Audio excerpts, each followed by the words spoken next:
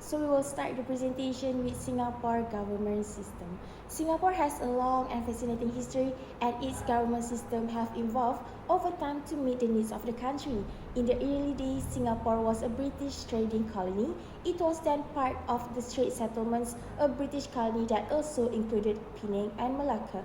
In 1946, Singapore became a crown colony with a limited degree of self-government. In 1959, Singapore achieved full internal self-government, and the People's Action Party (PAP) won the general election. Lee Kuan Yew became Prime Minister. In 1963, Singapore joined the Federation of Malaysia. However, the union was short-lived and Singapore was expelled from Malaysia in 1965. Since then, Singapore has been an independent republic.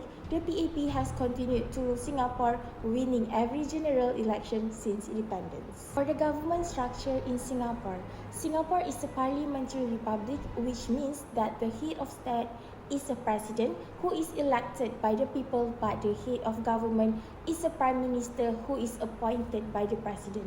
The government is divided into three branches: the executive, the legislative, and the judiciary. The executive branch is responsible for carrying out the laws. It is headed by the Prime Minister, who is the leader of the party that wins the most seats in Parliament.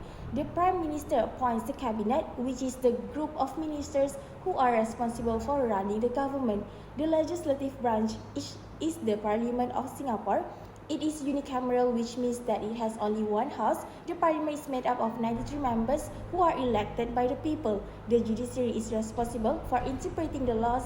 It is headed by the Supreme Court, which is the highest court in Singapore. The judges of the Supreme Court are appointed by the president. The major political issue we have two, and the first one is freedom of assembly and expression. It is restricted in Singapore. The Foreign Interference Countermeasures Act (VICA) give the government broad powers to restrict online content, publications, and the disclosure of information by internet and social media companies.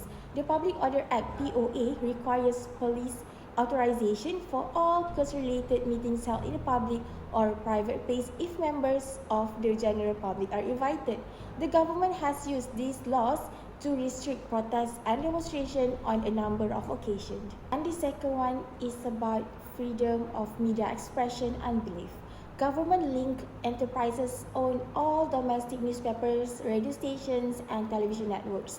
Editorials and news coverage largely endorse government policies, and self-censorship is frequent. The government uses racial or religious tensions and the threat of terrorism to justify restrictions on free expression. The next one is about inflation in Singapore. Is expected to remain high in 2023.